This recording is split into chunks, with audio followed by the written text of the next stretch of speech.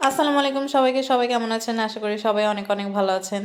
তো আমি অনেক দিন পরে আপনাদের সাথে একটা লং ভিডিও নিয়ে চলে এসেছি এবং আজকে আমি দেখাবো আমার মামির হাতের হাঁস ভুনা, এবং সেটা পুরোপুরি গ্রামীণ পরিবেশে। তো মামিরা কিভাবে হাঁস ভুনাটা খুব সহজে তৈরি করে সেটাই আপনাদেরকে দেখাচ্ছি, এবং মামির হাতের হাঁস ভুনাটা কিন্তু অসাম ছিল। এখন দেখে আমার আবার জিভে পানি চলে এসেছে। খুবই সিম্পল ওয়েতে রান্না, কিন্তু খেতে কিন্তু অসম্ভব মজা ছিল।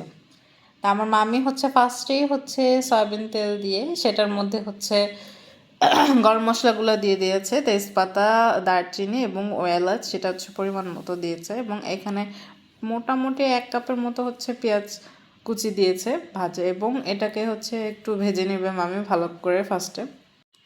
তো এর ফাঁকে পেঁয়াজটা ভালো করে ভেজে নেওয়ার মাঝখানে আমি একটা কথা বলতে চাই, সেটা সামনে তো মাহে রমজান আসতেছে। সেই সময় আপনারা কী কী রেসিপি দেখতে চান, বা মাহে রমজানে কী কী ইফতারি আইটেম আপনারা রেসিপি চান, বা হেলদি খাবার হোক বা ইফতারি আইটেম হোক, যদি আপনাদের রিকমেন্ড থাকে আমাকে অবশ্যই কমেন্টে জানাবেন, এবং আমি অবশ্যই ট্রাই করবো আপনাদেরকে ভিডিওটা দেওয়ার জন্য। আর আমি বারবারই আপনাদেরকে বলি যে আমি খুব দ্রুত ভিডিও রেগুলার করার চেষ্টা করব, বাট আমি সেটা পাই না, সেই জন্য অত্যন্ত দুঃখিত। তো তারপরেও আপনারা আমার সাথে থাকুন, এবং বেল আইকনটা অবশ্যই ক্লিক করে রাখবেন, সাবস্ক্রাইব করে রাখবেন, এবং ফলো দিয়ে রাখবেন, সবার সাথে শেয়ার করবেন, তাহলে আমি নতুন নতুন ভিডিও দেওয়ার উৎসাহ পাবো। আর এখানে আমি কথা বলতে বলতে কিন্তু রেসিপি আপনারা দেখতে পাচ্ছেন। মামি আমি রেসিপিটা একদমই কাট করি নাই, পুরো ভিডিওটাই আমি দেখিয়েছি।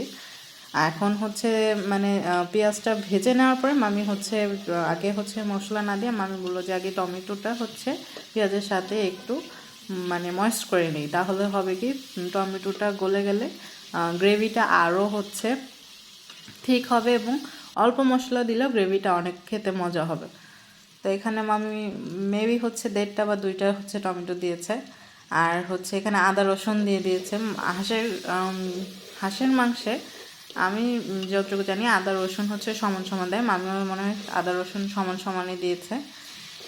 তো এখানে ভালো করে মশলাটা কষিয়ে নেবে মামি, যাতে মশলার গন্ধ একদম না আসে, সেই জন্য ভালোভাবে একটু অল্প অল্প করে পানি দিয়ে মশলা ভালোভাবে কষিয়ে নেবে।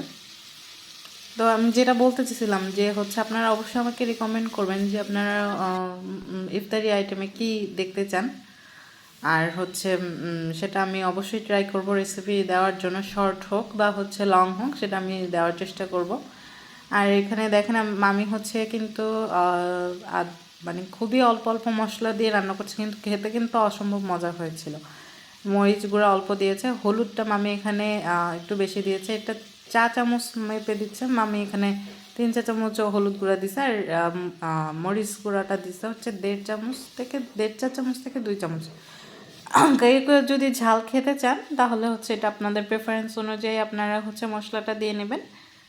এই মশলা যতটুকুই দেন না কেন সেটা আপনার ডিপেন্ড করে মশলাটা যতক্ষণ কষাবেন তত আরও গ্রেভিটা মজা হবে, এবং মশলাটা ভাজা ভাজা হবে, মশলাটা থেকে কোনো গ্রান আসবে না, সুগ্রান আসবে। সেই পর্যন্ত আপনার মশলা ভালোভাবে কষিয়ে নিতে হবে। তো এই ফাঁকে মামি ধনিয়া গুঁড়াও দিয়ে নিল। এরপরেও মামি অনেকক্ষণ ধরে একটু কষিয়ে নেবে। তো আমি পুরো কষানোটা দেখাচ্ছি না, আমি মশলা পর্যন্ত দেখেছি, এবং অল্প অল্প করে পানি দিয়ে মামি ভালো করে কষিয়ে নেবে যতক্ষণ না পর্যন্ত তেলটা ভেসে না উঠবে। কষানো শেষ হয়ে গিয়েছে, এখন মামি হাঁসটা দেখুন কীভাবে সুন্দর করে পরিষ্কার করে তারপরে টুকরা করে নিয়েছে। হাঁস সব সময় ছোট ছোট করে টুকরা করে নিলেই হাঁসটা ভিতরে মশলা ভালোভাবে ঢুকবে এবং ভালোভাবে সিদ্ধ হবে, এবং খেতেও মজা লাগবে। আর অবশ্যই তো আপনার হাঁসটা সবসময় স্কিন সহই রান্না করতে হয়। হাঁস রান্না করাটা একটু ট্রিকি, কিন্তু যখন আপনি রান্নাটা খুব ভালোভাবে করতে পারবেন, মানে খুব ভালোভাবে রেসিপিটা দেখে রান্না করবেন, দেখবেন যে রান্না খুবই ইজি। কিছু টিপস মেনটেন করলে হাঁস রান্না করতে একদমই সহজ। আর মামি এখানে হাঁস যেহেতু একটু সিদ্ধ হতে টাইম লাগে, সেজন্য মামি এখানে প্রেশার কুকার ইউজ করেছে।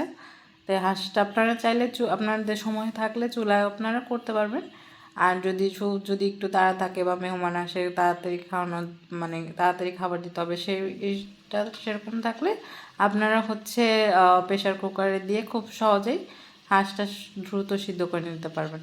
এখানে মামি হাঁসটা ভালোভাবে আবার কষিয়ে নিচ্ছে। দেখুন হাঁসটা অনেকক্ষণ কষানোর পরে তারপর মামি হচ্ছে প্রেশার কুকারে দিয়ে সিদ্ধ হওয়ার জন্য দিয়ে দেবে। এই যে দেখুন হাঁসটা কিন্তু মামি হচ্ছে কষানো শেষ, এরপরে মামি সিদ্ধ হওয়ার জন্য শুধুমাত্র প্রেশার কুকারে দিয়েছে এবং খুব অল্প পানি দিয়ে মামি এটাকে সিদ্ধ করে নেবে। প্রেশার কুকারে হচ্ছে 3টা সিটি আসলেই তো আপনার বুঝতে হবে যে হাঁসটা মোটামুটি সিদ্ধ হয়ে গেছে। এরপরে আপনার চাইলে আপনি পুরাটাই হচ্ছে প্রেশার কুকারে সিদ্ধ করে নিতে পারেন, চাইলে আপনার 3 সিটি দিয়ে তারপরে একটু পরে একটু হচ্ছে আপনার মানে চুলায়ও হচ্ছে করে নিতে পারেন। মামি হচ্ছে এখানে 3 সিটি দেওয়ার পরে তারপরে চুলায় বসিয়ে দিয়েছে, যে পরে কারণ দেখেন মাংস মানে পানি কিন্তু একদমই শুকায়নি, মামি এখানে পানি শুকানো পর্যন্ত পুরোপুরি হচ্ছে ঢাকা দিয়ে এরপরে রেখে দিয়েছে জাল কমিয়ে। যতক্ষণ না পর্যন্ত পানি শুকাবে ততক্ষণ এই হাঁস পুরো সিদ্ধ হয়ে যাবে এবং পুরো ভুনা ভুনা হয়ে যাবে। হাঁস রান্না কিন্তু অলমোস্ট শেষ। এরপরে মামি শুধুমাত্র লাস্টে একদমই অল্প 1/2 চা চামচেরও কম হচ্ছে একটু চিনি দিয়েছে, যাতে যে এখন দেখলেন যে চিনিটা দেওয়ার কারণ মামি একটাই বলছে যে টমেটোর টক বলো বা একটু ঝাল বেশি হোক বা যেটাই হোক ব্যালেন্স করার জন্য চিনিটা দিলে মশলাগুলো খুব সুন্দরভাবে ব্যালেন্স হয়ে যায়, সেটা মুখেও লাগবে না যে চিনি দেওয়া হয়েছে, কিন্তু রান্নাটাও মানে সব কিছু ব্যালেন্সে থাকবে, ভালো লাগবে খেতে।